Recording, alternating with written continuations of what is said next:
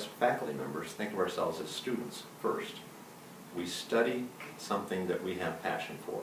It may be chemistry or physics or history or philosophy, but we're students first. We're great teachers, but we're teachers because we're great students. And so we have faculty who are the most advanced students on the campus. We have graduate students who work closely in a particular topic. And we have undergraduate students who study a little bit of topics from all these different advanced students. And that's what makes up a university. So when people want to talk about great universities and not so great universities, I want to know who the people are, who the students are.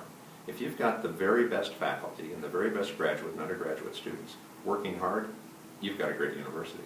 If you have beautiful buildings with a stream running through and people who are not so accomplished or not so dedicated to their disciplines, you probably don't have a very good university, even though it might look good to people driving by.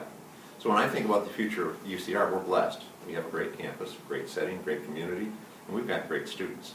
Great faculty students, great undergraduate students, and great graduate students. I've never known a time in higher education when we had enough money. And that's because we have, as an institution, as an industry, aspirations to help society in every way we can, from understanding our history of our peoples to understanding the nature of genetics and genes of the future.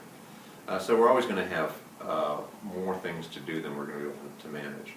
But at the same time, we in higher education have really had a tough several years. The federal government is cutting back on research funding, which is crucial to the core of what a university is. We only teach what we know. So we create the knowledge and then share it with our students. If we can't create new knowledge, we're running out of gas. The federal government is cutting back on those dollars to help that research enterprise. We all know that the challenges that students and families are facing tuition increases. That's a direct result across the country of the fact that states have cut back their support to universities in the same way they've cut back support to lots of other institutions within their purview. So we as a society have to think carefully about how important new knowledge is to our future and how important is it to make sure that all families and all students have access to that knowledge. It simply isn't going to be acceptable to go back to what the world was 200 years ago, when only the privileged few got to study at a university. We as Americans decided in the 19th century that everybody can study at a university. Abraham Lincoln signed the Morrill Act so that everybody could come to a university and learn not just the liberal arts, which we continue to prize, but also the applied arts in agriculture and mechanical arts and engineering.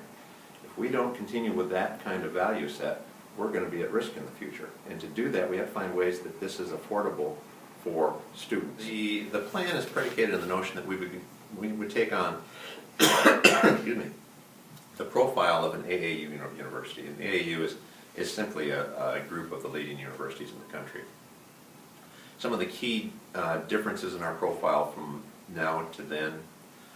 Number one, we're going to have a larger cohort of graduate students than we do now. We have not enough graduate students for undergraduate students. And that's not a distraction from undergraduate mission. It's an enhancement.